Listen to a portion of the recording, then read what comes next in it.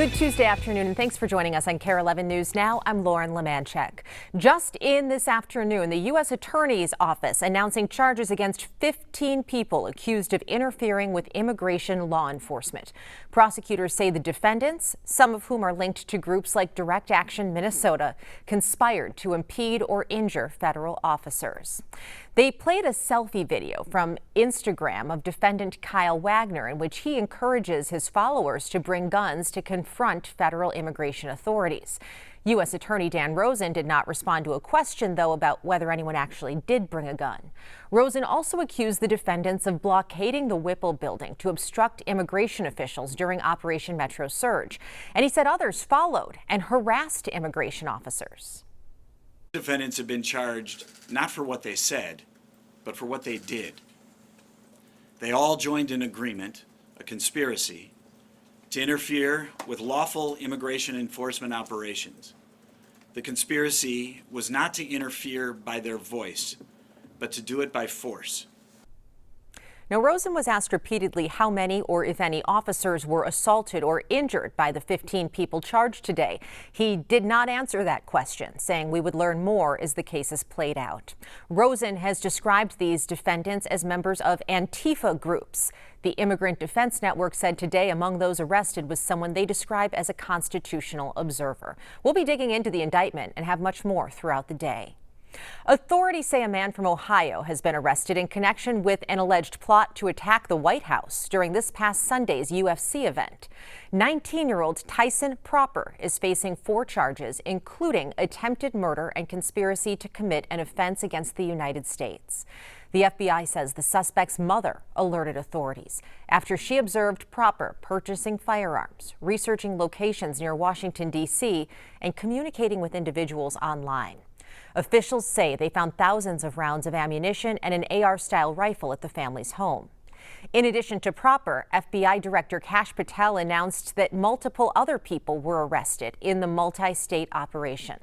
Authorities said the group had planned to use drones with explosives near the fight, target the crowd with snipers, and storm the White House gates. It was unique due to the numbers involved, the level of planning involved. Thankfully, our advanced threat interdiction unit got on top of it very early, involved partners. At this time, it's not clear how far the group got before law enforcement stepped in. Around 100,000 people were at Sunday's UFC event in D.C.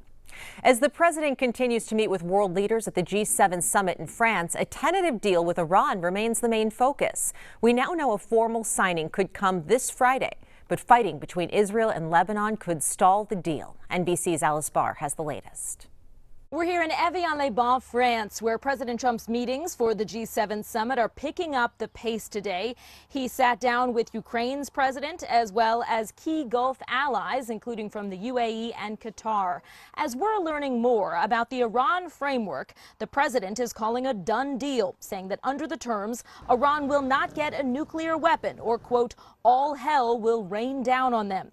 Iran's top diplomat said this morning details of the Iranian nuclear program still need to be worked out in a 60-day period after the memorandum of understanding is formally signed on Friday. The full text is not yet public. The president says it does not include money or sanctions relief for Iran unless Tehran honors key commitments. Vice President J.D. Vance said Iran would be rewarded for steps like giving up its stockpile of enriched uranium. And on the vital Strait of Hormuz, senior U.S. officials say it will be fully open without tolls, sending oil prices plummeting.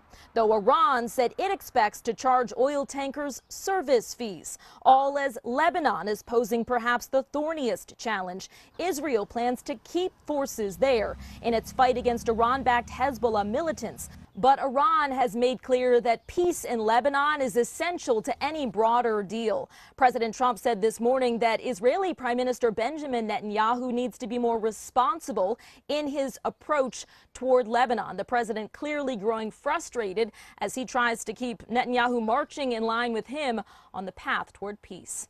In Evian-les-Bains, France, I'm Alice Barr, NBC News. This afternoon, the Minneapolis City Council Zoning Committee is hearing from the public on their year-long moratorium on data centers. Minneapolis is one of several cities pushing pause on these facilities to do more research and quell the public's concerns.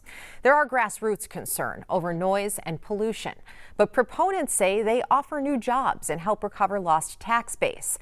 There are already 60 data centers across the state, and cities are considering proposals for new ones every day. Last night, Elk River looked at a proposal for a 33-megawatt data center.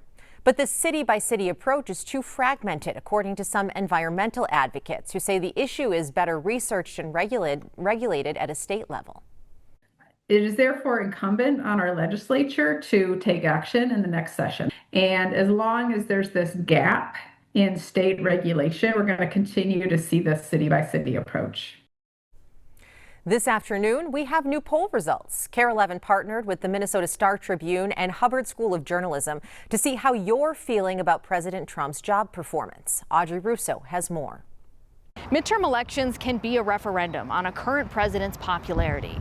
Minnesotans largely disapprove of President Donald Trump's second stint in the White House. That's according to a KARE 11, Star-Tribune, Hubbard School of Journalism poll. The split is about as ideologically pure as you can get between the two major parties. I think he's doing a great job. I mean, I don't have any issues with it. I'm scared. I'm scared for our country. The independent voters we polled tended to side with Democrats, with 60% disapproving of the president's job performance, tipping the overall outlook on Trump's handling of different specific issues. Inflation, we're crushing it. Only 34% of respondents approve of President Trump's economy. Overseas, 52 disapprove of the U.S. military action against Iran. We asked voters about their stance on undocumented immigrants, the majority supporting a pathway to citizenship, with less than a quarter in favor of deportation. An NBC poll posed a similar question in February during Operation Metro Surge. At the time, 33% of respondents supported deportation. Political science professor Larry Jacobs says that shift could be another indicator of how voters view the Trump administration's performance. Immigration was one of the issues that Donald Trump ran on that helped him win in 2024. The excesses of ICE during Metro Surge appeared to have alienated large swath of Minnesota voters. That could well hurt Republicans come November. But Democrats are facing some headwinds in making their case to the voters for Minnesota's top job.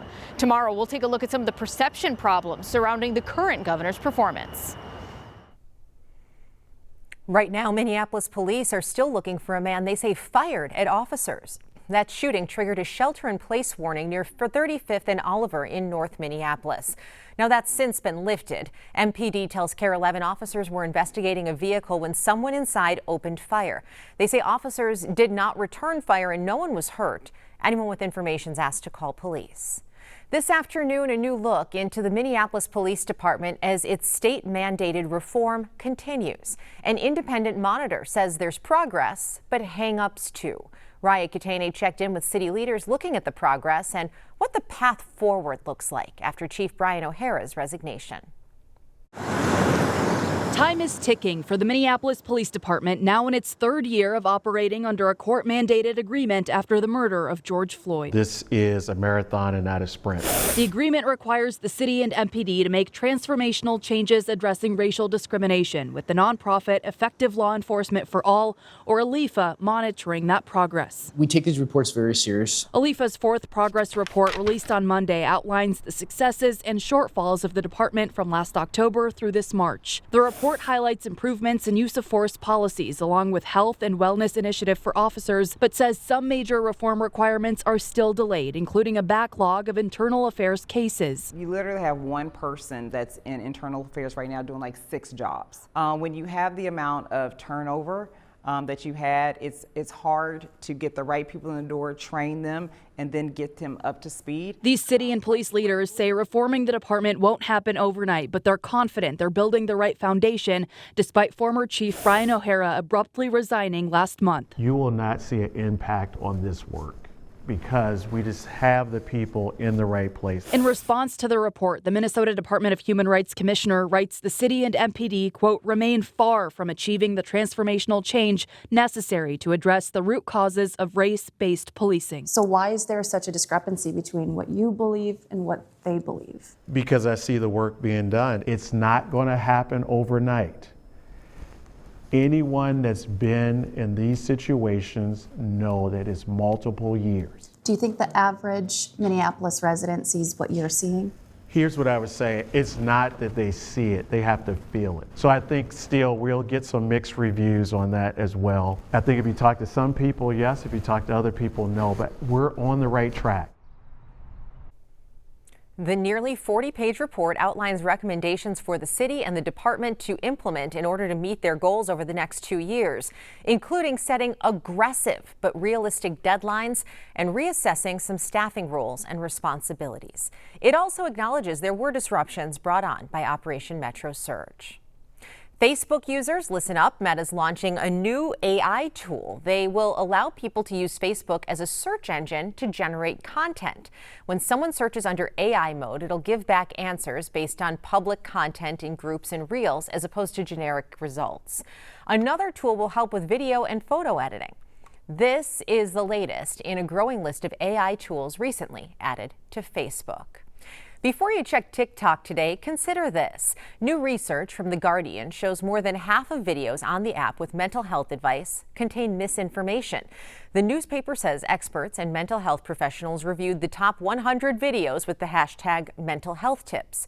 In a statement to People magazine, TikTok says it works with the World Health Organization to promote reliable information and remove misinformation when it's reported. Stick with us. More news and weather is coming up after the break.